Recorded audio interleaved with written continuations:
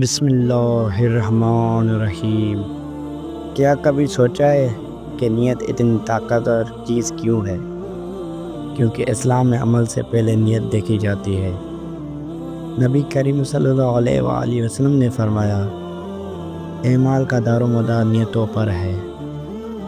صحیح بخاری۔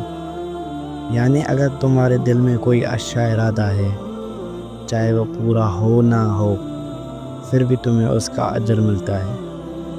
مثال کے طور پر، اگر تم مسجد جا رہے ہو لیکن راستے میں کچھ رکاوٹ آ جائے تو تمہیں مسجد جانے کا ثواب ملتا ہے، کیونکہ تمہاری نیت سچی تھی۔ اللہ انسان کا دل دیکھتا ہے، ظاہر نہیں۔